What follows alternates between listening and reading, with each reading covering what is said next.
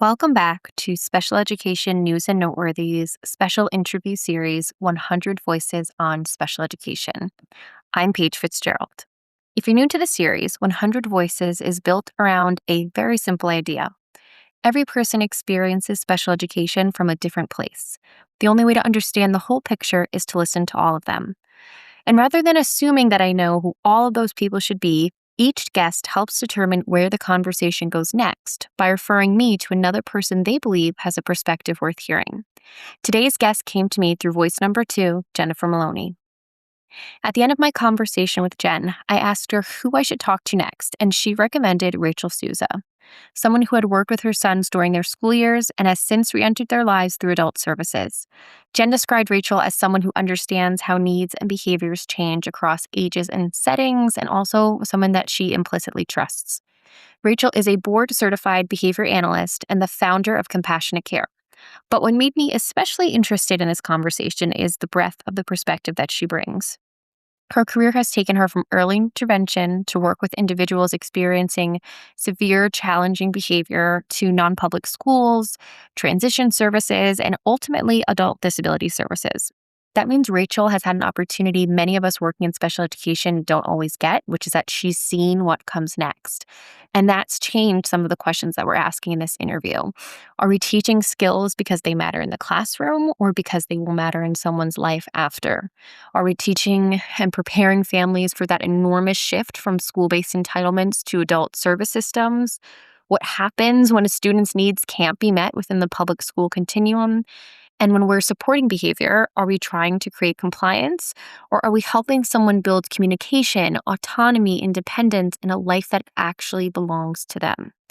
Rachel and I talk about all of that, as well as parent advocacy, FAPE, informal suspensions, transportation, the realities of limited school resources, and what she believes needs to change in special education. But underneath all of those topics is a much bigger conversation about dignity and what it means to support a person with a disability, not just through school, but across a lifetime. This is Rachel Souza, voice number 3 in 100 Voices on Special Education. So let's get into it. Rachel, thank you so much for being with me here today. So I always like to start a little bit before the profession when I'm talking to people that are working in this field of disabilities. So before we talk about special education, can you tell me a little bit about yourself and maybe how you first found your way into this field? Yeah, sure. So I have been working in this field since 2003. When I was in college, I got a part-time job working in-home with a family doing early intervention and really just fell in love with it. I think my passion was always going to be something in human services. And then when I saw this application, it really just spoke to me about like improving people's everyday lives and really practical paths forward towards success. So even before that, was there like a particular moment or person that steered you in the direction, or was that early intervention really that first moment for you? So I have two parents who both were blind. My mother was completely blind, which is not a developmental disability. I understand that. But just in terms of like, the helping field and being involved and recognizing people for their strengths, I think it's just always been a part of my life and my family. So I think that really always encouraged me to some level of this type of field. And were they blind from like the moment that you were born? Or Yeah, did my they? mother was a micro preemie and completely blind. And my father had a inherited condition where he progressively lost his vision, but effectively was legally blind for the entirety of the life that I knew him. I know him. They really spoke to the quality of advocacy and modeled that in terms of strengths based and capabilities. I mean, they were incredibly capable people and found ways to work around that. But I definitely saw the discrimination and impact that that had because the reality was is almost everything was just that much harder for them to accomplish. So I think they always did a really good job of protecting us and giving us the best quality of life. But I think made me more aware of other people or situations in school or making sure just nobody feels left out based on anything. So I think that was a strong part.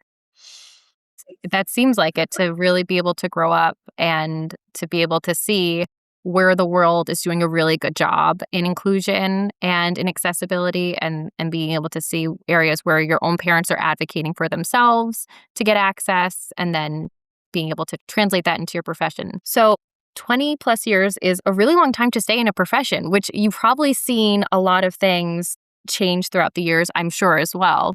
But also, I think, especially in fields that are more disability related, we see a lot of attrition, we see a lot of turnover. What's kept you here? I think it's always those success stories, and they look different for every single person, and sometimes that support is, not just for the individual I'm supporting, but their support network too, and sometimes it's small wins like connecting with resources or accomplishing a skill, but, when you stick at it and you have that persistence and the commitment to it, most everything we can make happen, and so being able to do that one person at a time, I get enough of the wins. Has there been anything that surprised you over the past 20 years in terms of how things have changed, whether for the better or I think that, when we talk about services, the availability of services is just more widely covered. Now, when I started, insurance coverage didn't exist nearly the same way that it does now. And then nowadays, it seems like the coverage exists from the financial perspective, just not always like there's a lot of wait lists and things like that. But people are paying attention to providing those services and covering them. But I think also terminology neuroaffirming and really looking at people in terms of we all have our differences, we all have our niches and different things, and really looking at when we address any aspect of the individual's behavior or life, like what is necessary versus what is idea, like somebody's preference, and really considering the individual and their strengths and the fact that we all have these differences, and not trying to like change things categorically, if that makes sense. yeah, it does make sense. I like the fact that you brought up how neuroaffirming language has kind of become more commonplace. People seem to have more of an understanding, more information than ever before. I feel like that's one of the positives of social media, although Yeah. there are many negatives. Have you noticed within the past few years, actually, maybe social media has been around for like 10 plus years now, that parents are coming in with more knowledge than they did before because of how readily available it is? Or do you still feel like it doesn't make much of a difference? I think it's tough because again, like sometimes in terms of diagnostic or what needs to be addressed, we really filter out, or sometimes a lot of things with the medical profession are you tell them, and same thing for advocating for our own health. You have to keep saying it's a concern and trusting that like mother's instinct, I think, is always, and father's instinct is always important when it comes to supporting individuals, but I still find that there are many adults entering services who never had an ounce of services before. And I'm glad to connect with them now, but it's a little disheartening that weren't provided those supports through school because maybe, quote, they weren't extreme enough. And so the availability, the improvement could still be there more. But there are improvements. So I just want to ask a question about one of that, and then I'm going to pivot a little bit. But really quickly, I know that you were saying that some adults come to you for services and they haven't had any kind of services. What are those situations usually like? Because you're saying that usually, if I'm understanding, they don't qualify or just haven't been identified to even qualify. So what kind of services is that usually for an adult coming in who has never received any kind of service before? Yeah, so I mean, especially when you're in the school system, if you're diploma bound, it looks very different. But if you're certificate bound, as long as you're making progress on your IEP, there might be behaviors like refusal, and you find out the individual maybe has been sitting in the front lobby all day, and that's why we're not having behaviors or different things like that. But, as long as they're making progress on the IEP, they're not necessarily eligible or identified for services. And I think that's kind of the disservice to my field of applied behavior analysis is that we often look at it as a way to address maladaptive severe behaviors, when in reality, it's an approach to everyday life in terms of skill building, skill acquisition, reducing. And we see a lot of prompt dependency or situations where maybe there's not a lot of behaviors because everything is so dependent on a caregiver.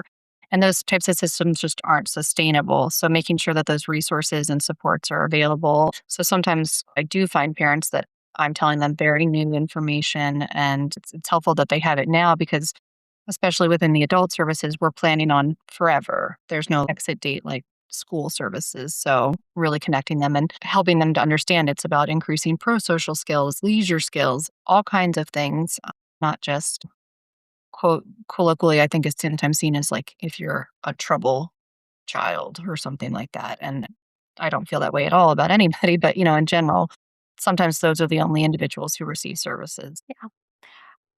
I can say that that's definitely, as a special education advocate, that's definitely when I've seen behavioral supports come in terms of ABA. It's always because, right, there's maladaptive behaviors that they're seeing, and it's interfering with their ability to access instruction or even take a step in the building sometimes.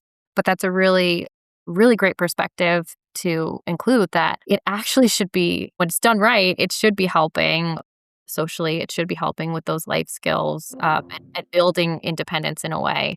I think that's a wonderful point. So Yeah, I one think of we the all agree that like early intervention is best. And so maximizing that earlier on just really sets individuals up for the best success. But yes, I think with insurance coverage, there has to be medical necessity, and that's often those extreme behaviors. So sometimes that's the barrier to access for services. makes sense. So one of the things that really stood out to me is that you've worked across really the entire lifespan of individuals, childhood, adolescence, transition, and adulthood. Is that correct? Yeah. Which I feel like is fairly unique. Yeah, yeah. Bounced around. But I think it gives you a really interesting lens that you can do your work through. So my question on that is, how is seeing the entire lifespan really of a person with a disability change the way that you think about special education? So again, I started in early intervention, and oftentimes in early intervention, you get a lot of those wins. You're picking up skills quickly and a lot of play based intervention. And so I think that's why so many people gravitate towards early intervention. And of course, I absolutely feel like it's needed and time well spent. I did spend time while I was also in college at Kennedy Krieger's neurobehavioral unit, which is for individuals with severe challenging behavior, and saw a completely different side of either individuals whose lives are in jeopardy or other people's lives are in jeopardy because of the severity of their behaviors. And then worked in a non public school, seeing how that impact when your needs can't be met within the public school system. That creates a more restrictive environment. And so access to peers, and it's really always this weighing game of what's the best fit and how to meet that individual's needs. But recognizing that a different level of support is needed. Ultimately, I think I've stayed with transition age and adult services because now that I've been in the adult services more, recognizing that this is the lifetime. And when you go from school-based eligibility, entitlement services to eligibility services as an adult, resources change, whole support networks change. In the school system, you have a whole IEP team and you have a team in adult services, but it looks very different in terms of everybody's individual responsibilities. And so the resources just are not nearly as strong in the adult world, and the population is much larger than the early intervention population. So, and really, when you get down to it within special education, we're looking at it, but a lot of it should be a preparation for what happens afterward. And to an extent it is, but there's still room for improvement to close that gap in terms of readiness to go to adult services. That actually was going to be my next question of how much you agree with the statement that school and adult services feel connected. So, growing up when I did like debate in college and stuff, we always talked about schools and other things being a microcosm for society. And in some ways it is, but in many ways, when we're still working on worksheets and sitting down and staying in your seat and a lot of those like more compliance based things that happen within a school system, it's just not representative of the level of choice and the way adult services will treat individuals. And within the adult world, the individual has choice and it matters, and it should have always mattered. But looking at it, and so oftentimes within the school system, we're working to meet a legal law or educational responsibility.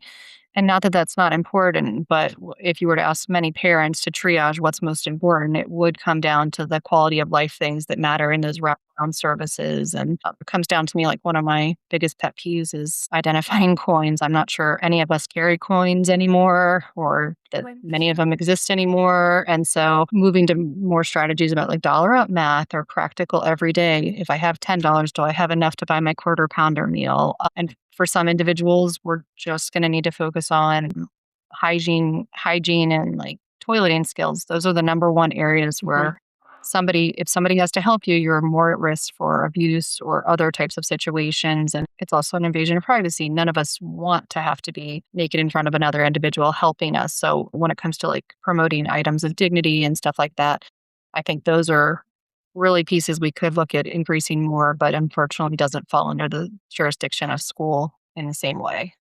Yeah. And which unfortunately it should, because I think you're right, though. I think a lot of schools do interpret their obligation of FAPE, right, as they look really to that academic part. And Mhm. really, it's functional skills too, right? It's functional skills that they're going to carry over with them into adulthood. But I think there is an emphasis on that, and they can get so caught up in that sometimes that they're not looking at really the individual child of, okay, but what do they have to go out into the world and function independently, whatever independence looks like for them. Right, right. And to the extent that a parent has chosen or the IP team has elected on a certificate Mhm. track, should be that pass to move on to more individualized what's going to be meaningful for that person, Yeah. but still a disconnect. And do you find, just to go back to what you were saying about those young adults or adults that come into you with no prior supports from school, those are all ones that have went traditional diploma, would you say? Yeah, Or and okay, no, they were certificate.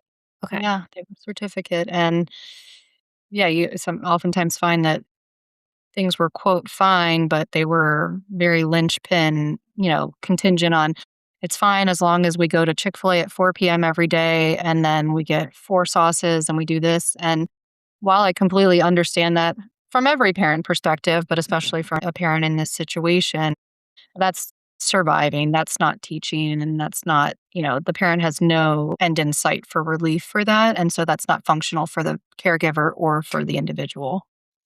yeah, yeah, it's fine as long as we stick to the plan, but there's no flexibility in that plan. Right, right. Yeah.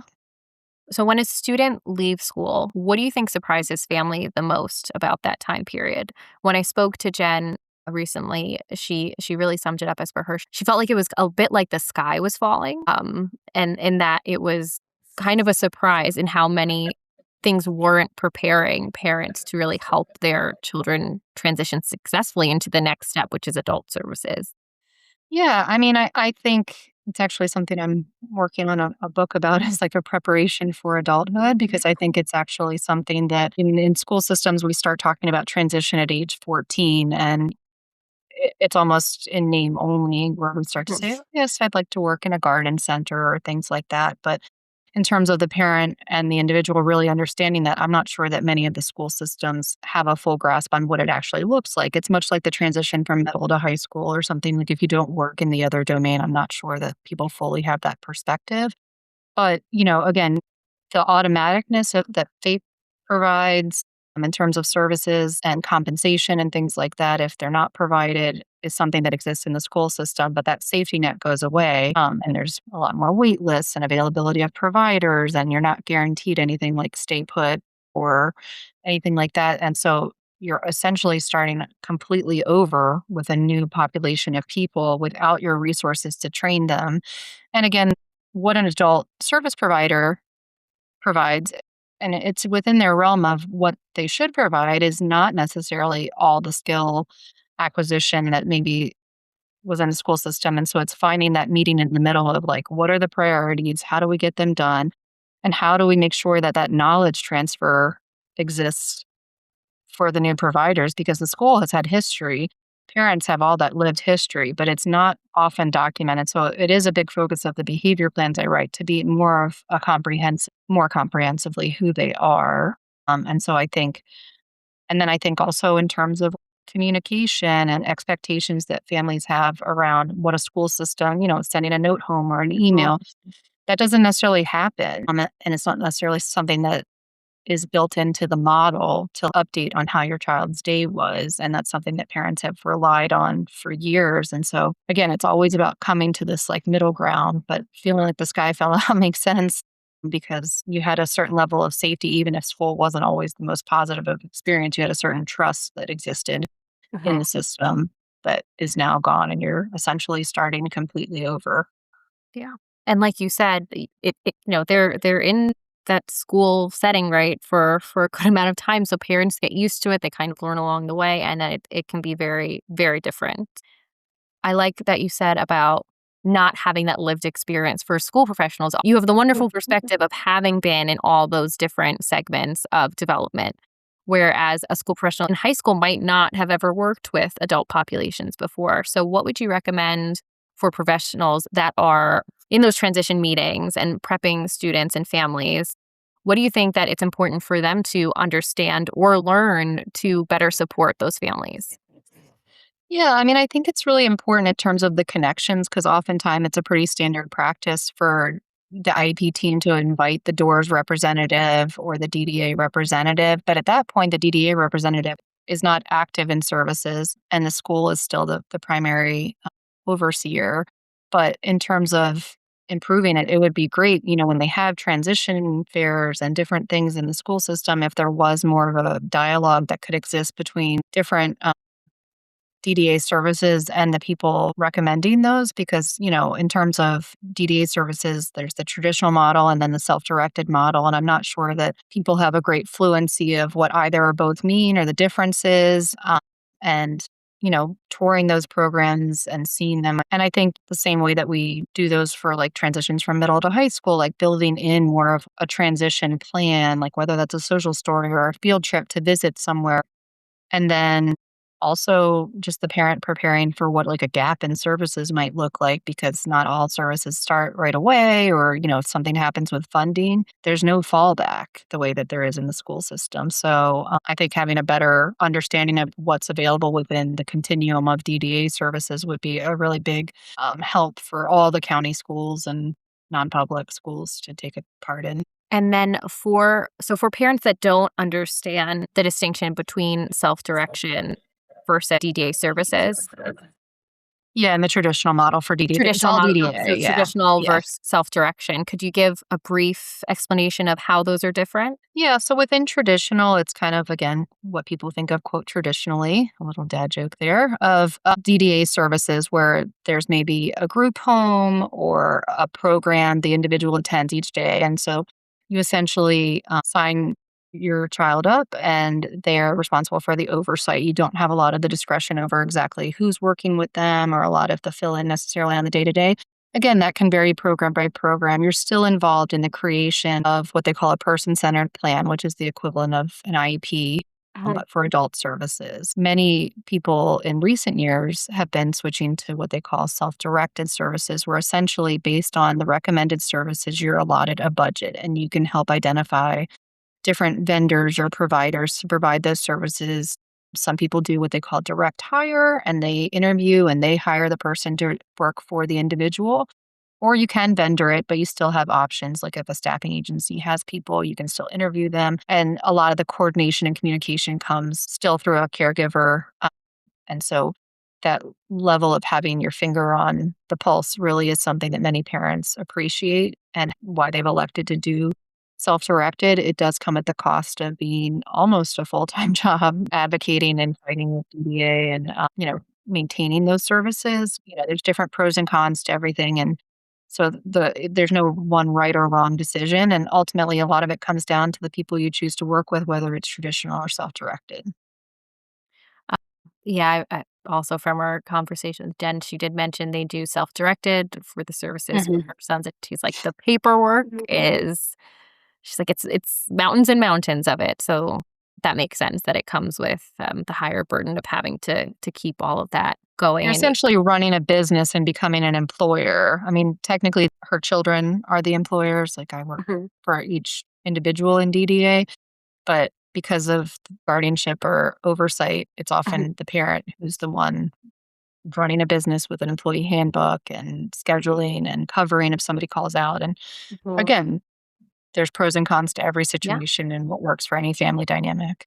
But I think that's really helpful for parents to know and understand that, to put it in that perspective of, it's kind of like you're running a little business and all the things, making sure you're up to code and have what you need necessary. I think that's really important to understand, because I do think that even in New York State, I feel like self-direction is kind of something that more and more parents are going towards and are aware of, but it's also really good to know what all your options are and what it looks like if you choose to go down.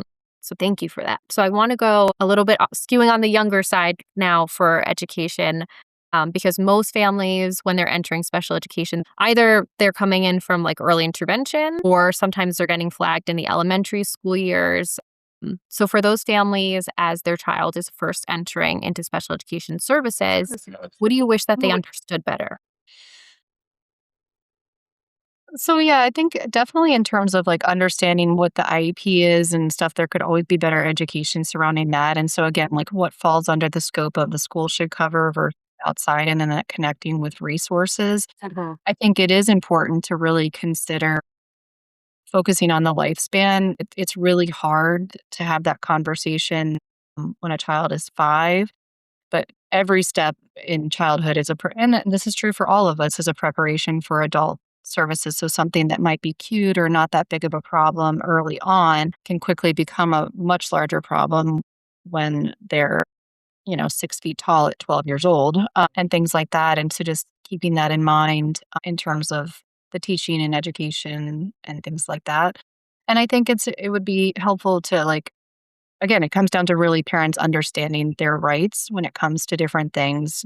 There's a lot of instances I see of schools calling to ask for a child to be picked up. Well, if you're not sick and you don't have a fever, being asked to be picked up for behavior is an informal suspension and a violation of that FAPE. And I sometimes find situations where, oh yeah, we've been doing that every day for the last 3 months. And again, all these parents are acting out of tremendous care and concern. They don't want anybody to get hurt. They don't want anything to be a problem. They're afraid, and so it's almost like preying on a vulnerable population. But if we're going to do FAPE and we're going to say it exists, then we need to look at what does it take for that individual to be supported throughout a full school day, or to ride the bus, or to have all the things that should be covered under FAPE, and knowing that simple things like you don't necessarily have to sign things and you should wait and review it, that you can go to mediation. And that doesn't mean that it's this big whole deal, but it means that you're putting a pause on things. And not everything does require having to have a lawyer, but it's overwhelming and scary. I know that if I got something like that, these official notices that I've seen regarding them, it would feel overwhelming. And when you don't have somebody in your corner, even just a third party. If I were to go through this with my own children, I'd still want somebody else there, because the way you feel involved as a parent is just very different. And so sometimes you just need that second set of eyes for clarity, I think would be helpful. Yeah. And I've also seen with parents, as you're saying, especially with those informal suspensions, talking to parents after it's been going on for months, but that at first, especially if they had really positive school experiences growing up, there you just are in the mindset that the school's going to do the right thing. And then so you're like, "Oh my gosh, of course I'll come pick them up. Of course and it's not until it's this continuous thing that they're like, this doesn't seem right. Shouldn't they be doing something?" And then they talk to someone, they're like, "Oh my gosh, yeah, they shouldn't have been doing this at all. They should have been addressing what is keeping my child from being able to be in the classroom, not just sending my child home." So I think having that understanding of their rights is extremely important. And they get the procedural safeguards, but it's not. Pages of paper that doesn't, we can laminate, we could wallpaper the house. And I think with regards to that, it's hard because, again, like I grew up, you listen to everything the doctor says, you listen to everything school says. And I'm not saying to go into it and become suddenly a cynic or distrustful of things, but like with medical, if you hear something, you get a second opinion. And again, it's not all schools, it's not, but I have been in a lot of schools. And unfortunately, the resources for general education and then special education, and then an add on top of the title funding and stuff like that for school systems, it's changed. And again, when these informal things happen, I'm not even sure that the staff implementing it even understand that it is a FAPE violation. So I don't want people thinking there's like necessarily intentionally bad things happening, but they're out of resources and they don't know what to do next. So it's a problem on both sides. Yeah.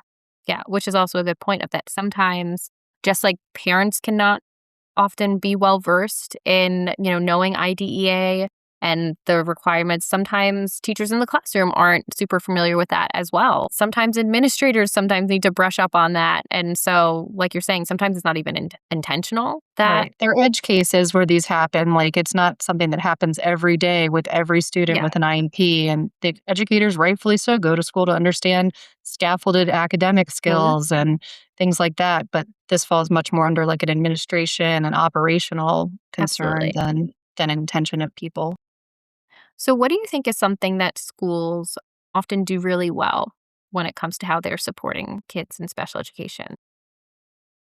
I mean, I think in terms of even just what I see from being in different general education classes or inclusion, I think that the language around like social emotional learning and things like that has greatly improved over the years. And so, in terms of making people feel welcome in that supportive environment, I think that a lot of special education has become more flexible in thinking. Like we have flexible seating and we have, coming down to like it being less about compliance and more about how people learn. Because yes, we want you to sit, but if you're somebody who stands and we can have a standing desk, Mhm.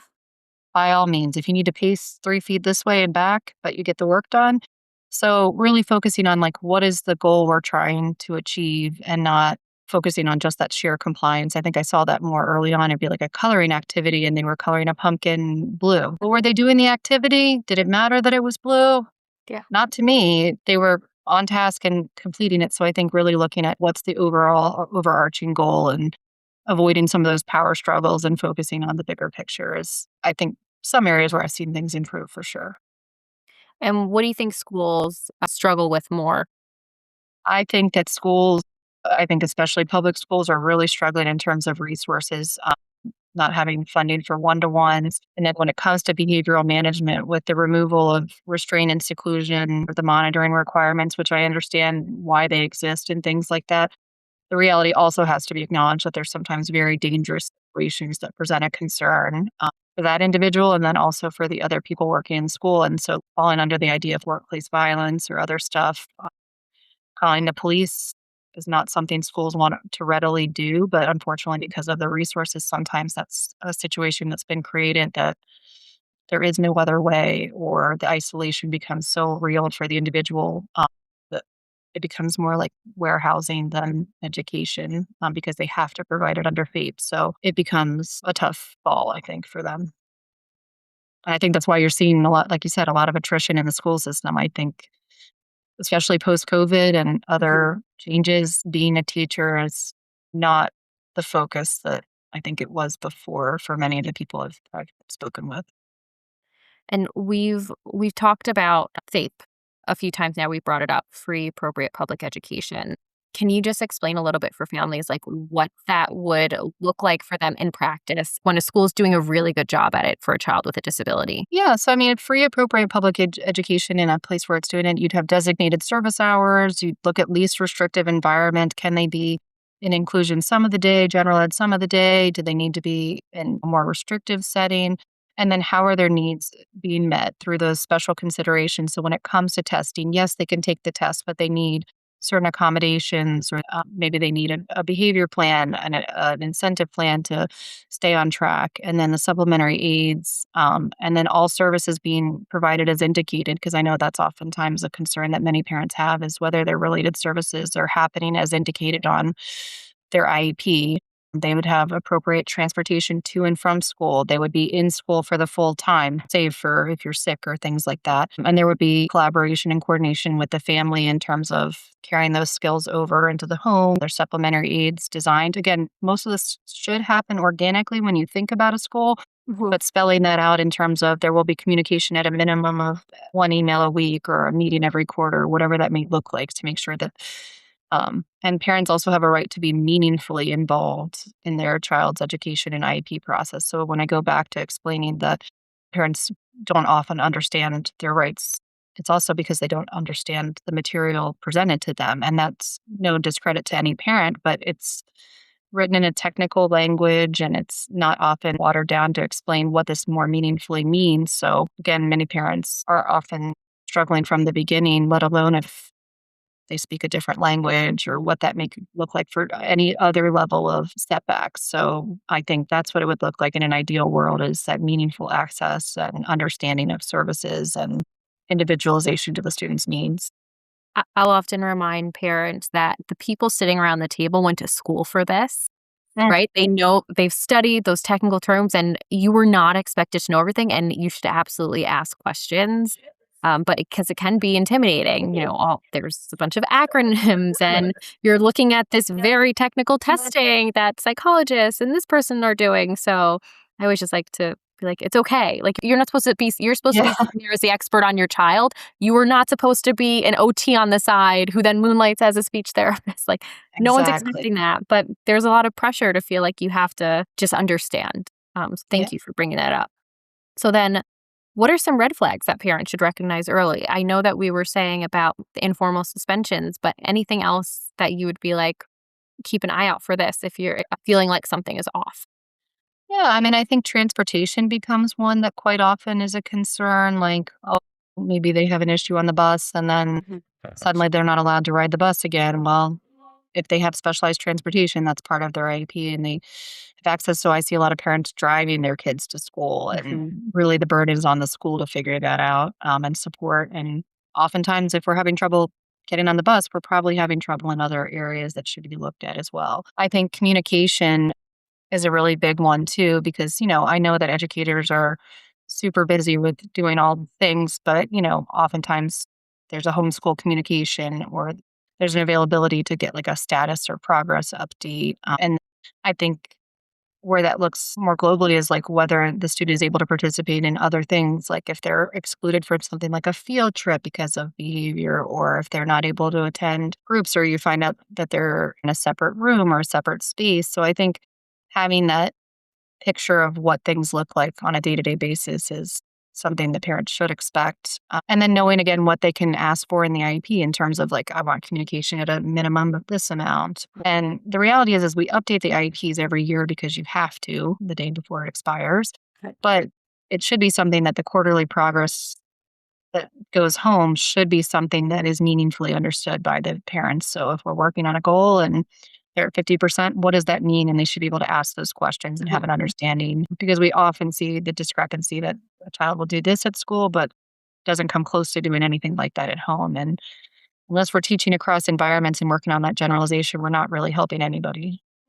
Yeah, so true. So, one thing that we briefly touched on earlier, but I appreciate about your work is that you talk about behavior in the context of communication, quality, dignity for that person rather than just compliance. And I'd love to know how your philosophy around behavior and behavior intervention has evolved over the years, because as we both know, ABA has evolved over the years, as has people's understanding of it. So I'd love to hear your perspective on how your philosophy has changed. When I went to school many decades ago, when we talked about ABA, oftentimes the previous reference was around behavior modification. So changing behavior for the sake of changing it, but not necessarily focused on where the change was going. So you saw things like shock therapy and other more aversive types of support.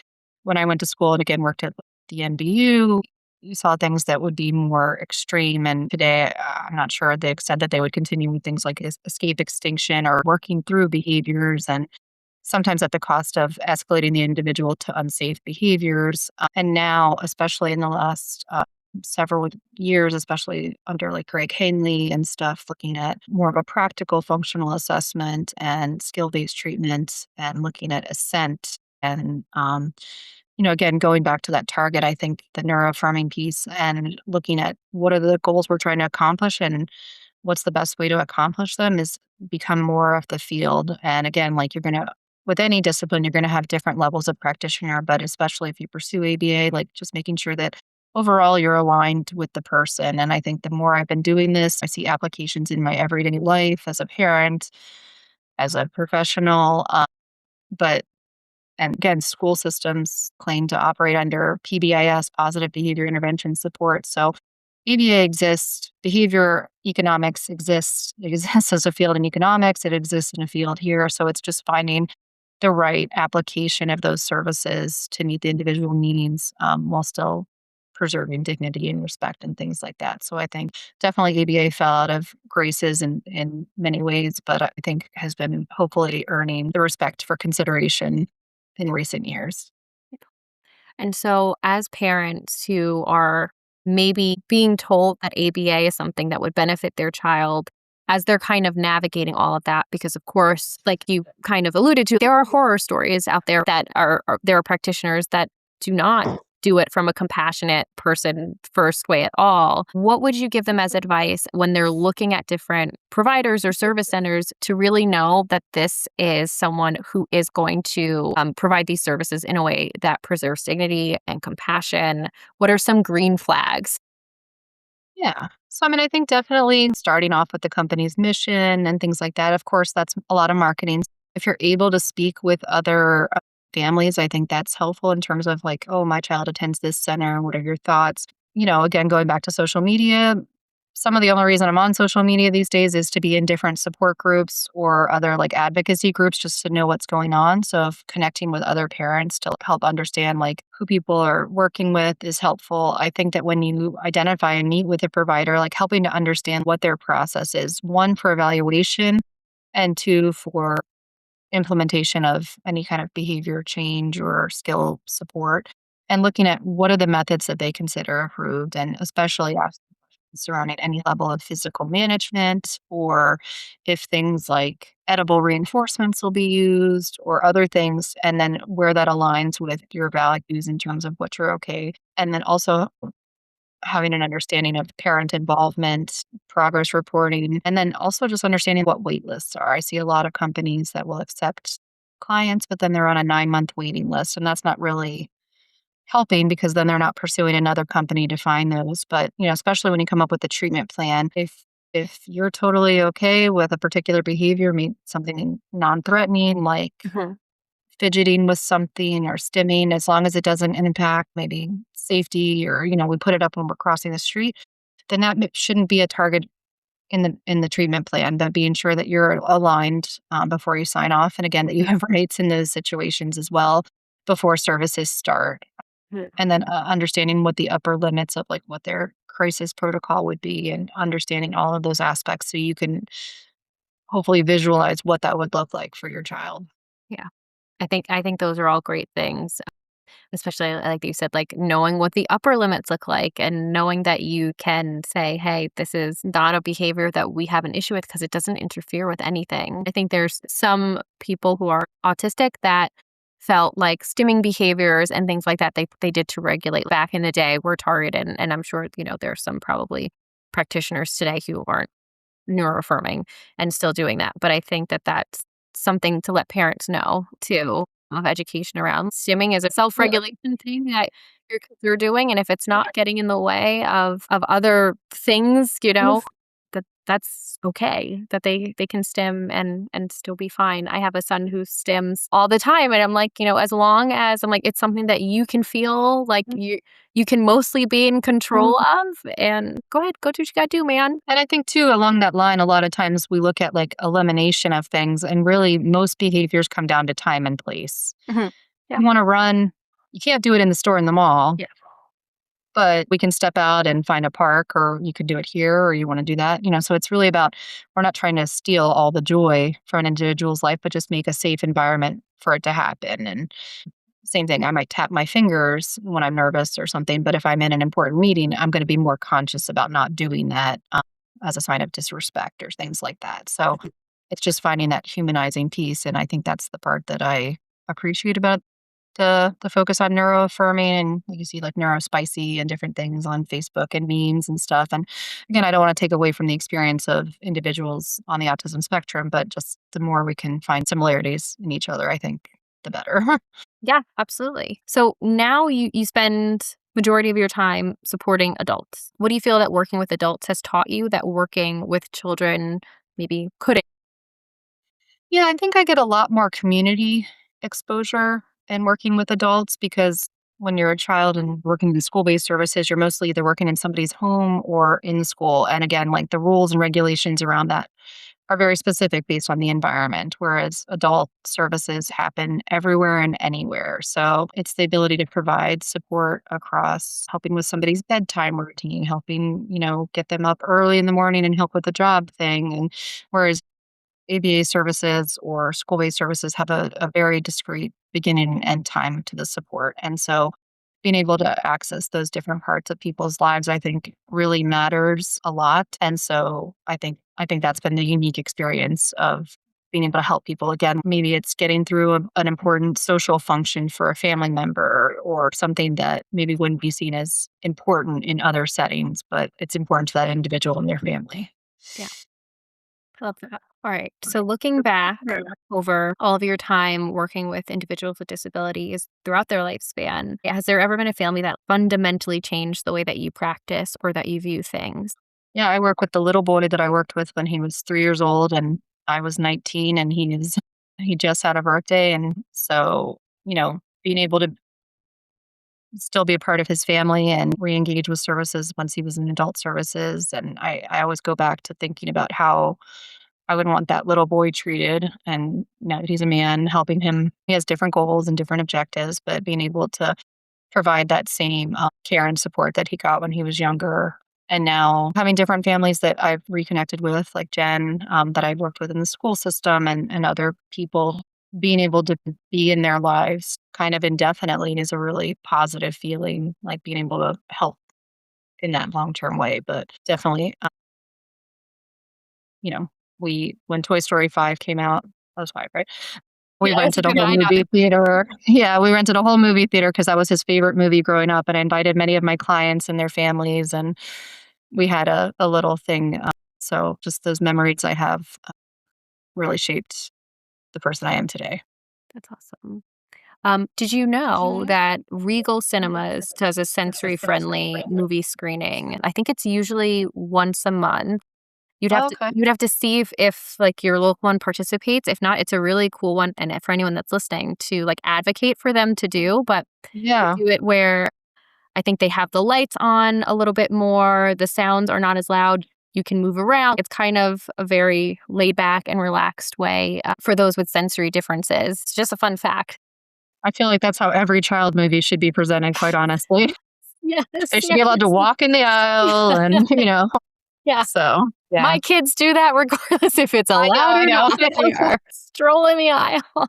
Every time someone goes out the door, my son is like, "Where is he going?" I'm like, I don't know that man. I It's don't know just where he's going." Okay. So, what is something about special education that people outside of the system fundamentally misunderstand? Whether that be a parent who's about to enter it or just even someone who's maybe saying some opinions but doesn't work in it. I think sometimes, I don't know if this will come out the right way, but that it's a belief that if you have a friend and their child's in special education services, oh, well, then you're getting help. So it's okay. And so, like, that is, quote, a band aid, everything is fine, nothing more is needed. And that minimizes the struggle that every family goes through in terms of making sure those services are happening as identified in the plan and as thoroughly. And when they have to advocate, none of us want to be fighters, but nothing brings out the mama bear more than protecting your child. And so I think access to services and access to special education is not a solve all, and it's not necessarily going to help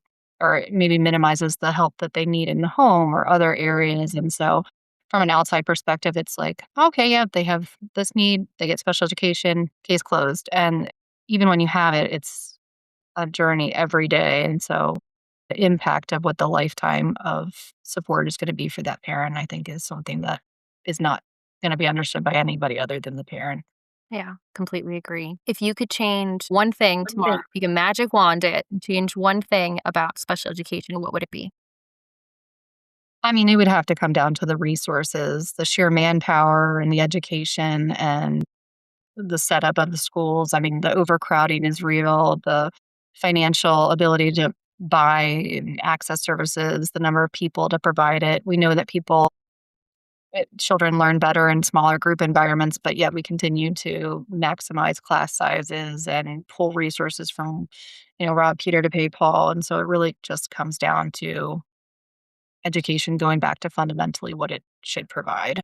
What's a conversation that we should be having that we're not having enough in this field? It really does come down to more about involving the individual and then their participation and voice in it, because again, that becomes such a large part of adult services, but we don't ever do it really in special education. I mean, theoretically, if you're able to, you should participate in your IEP. Very rarely do schools do it, and when parents ask for it, they're almost shocked. And so again, we're developing a whole plan for how to support this individual and not including them. And I completely understand that that looks different for every individual and their ability to participate in that. But truly, the individualized this is, I think, the part that's lacking because unfortunately, politics or resources often trumps advocating for the true individualized need.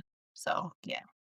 And it makes me think of what you said earlier about decision making, about how a lot of school, right? Traditional schooling is the decisions are made for you and it's do this, do that, very compliance based. And then when they do transition into being an adult and in the adult world, now they're faced with all of this decision making responsibility and choices.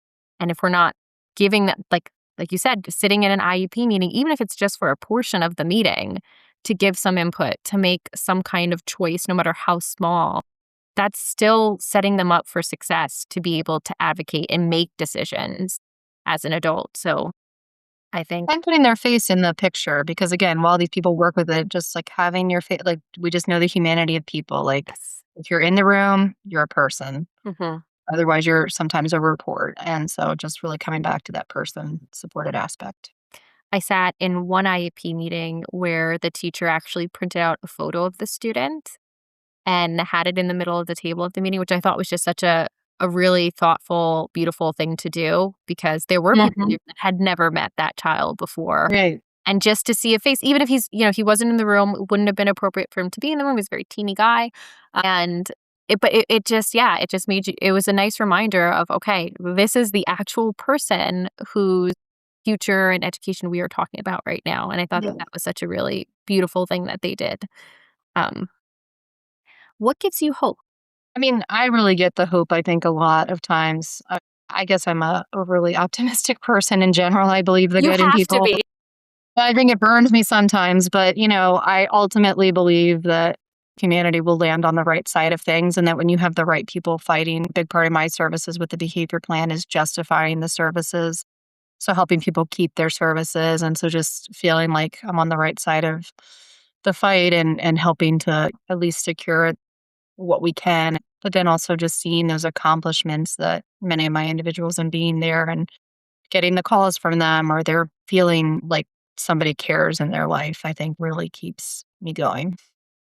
Is there a resource that you would recommend, whether that be a book to read, a podcast, really anything that you think might be helpful for if a parent were listening to this?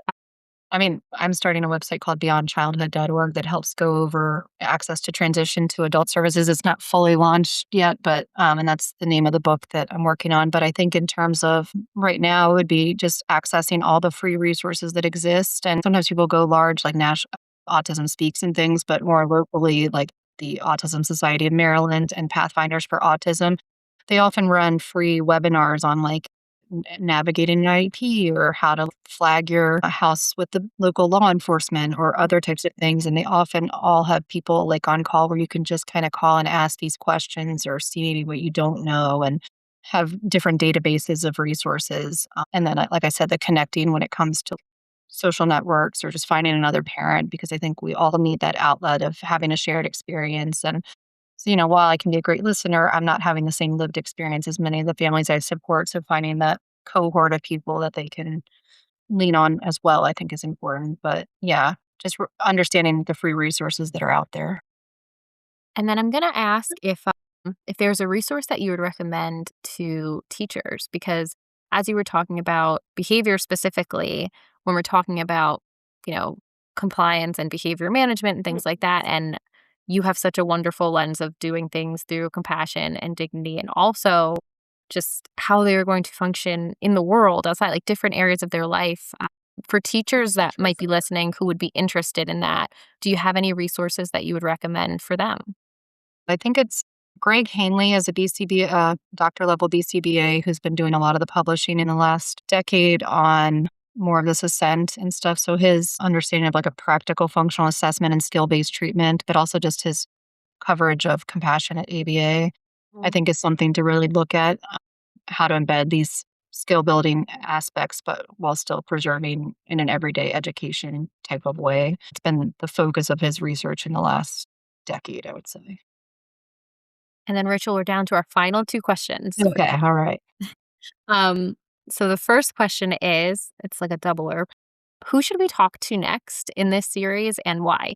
Yeah, so I really think that speaking with a support broker, I have a friend, Melissa Cleveland, who's a support broker in the DDA world. When you have a support broker, that person sort of serves as like your intermediary. They help you connect with your DDA person and then your different resources. So they're a wealth of knowledge in that way. But she also works for Montgomery County Public Schools in their transition program. So really, a lot of her job is around supporting high school students in that next step. So she is that unique dove of having both the adult services perspective and the before you exit services and making sure that students have proper documentation in terms of like reports of present levels and things like that so that they're best set up for adult services, I think would be really great. Great. I can't wait to talk to her. All right. So, my final question for you is just is there anything that you'd like to share today that maybe I didn't ask about yet or that you didn't have a chance to share? I think really just working in the adult world has really led me to really looking at like I said, the whole thing, like everything that I'm able to go get a coffee on my own if I wanted. I'm able to go, to the park. I'm able to say no and sleep in bed and take a personal day if I want to. But, really just getting in the mindset of we're going to work on respecting those same boundaries for all the adults that we serve. And yes, we all need a healthy, like, kick in the butt sometimes and pushing along. And sometimes I need a second ear to be like, no, you really should go do that today or something. But ultimately coming down to treating others the way we want to, going back to that golden rule of, and I think, with disabilities, it also often becomes something that's flagged as if you have one aspect, you must have all. Like I remember it was often a thing that people would offer my mother a chair because she's blind. I was like, well, she can stand. So, that's different. But again, people come from a helping place, but allowing more of an education of how they can help and to really promote the full access to the world that we all have. Yeah, I think that's great. Rachel, thank you so much for your time today. I think this was just incredibly helpful for anyone that's listening. So thank you for being Thank here. you for having me. Yeah. Yeah, yeah. And I look forward to please keep me posted when your book is available. I'd love to share it with our audience. It sounds like you're doing some really amazing work for individuals and you are appreciated. You've just listened to Rachel Souza, voice number 3 in 100 Voices on Special Education. One thing that stayed with me from this conversation was Rachel's reminder to look beyond programs and the services and the goals and the behavior plans and remember what we are ultimately talking about at the end of the day, which is a person's actual life, their ability to make choices, to say no, to participate in their community, to have meaningful relationships, and to be treated with dignity and have access to the same world that everyone else does. Rachel's career has allowed her to see disability services across the lifespan, and I think her perspective raises an important question for all of us working in special education, which is, are we preparing students simply to be successful in school, or are we preparing them for the lives they'll be living after they leave school? And now this particular referral path will continue because at the end of every 100 Voices conversation, I ask my guests who they believe I should talk to next. Rachel recommended Melissa Cleveland, who works in Montgomery County Public Schools transition program and also works as a support broker within Maryland's adult developmental disability system. Rachel chose her because Melissa occupies a really interesting space. She understands both the work of preparing students before they exit school and the system they'll encounter after they leave it. So that is where this path will take us next. If you're enjoying 100 Voices on Special Education, please follow Special Education News and Noteworthy wherever you listen to podcasts. Following the show helps more families, educators, advocates, and professionals find these conversations and make sure that you don't miss the next voice. And if you're really enjoying these conversations, please share it with someone that you think will enjoy it too. And remember, every person experiences special education from a different place. The only way to understand the whole picture is to listen to all of them.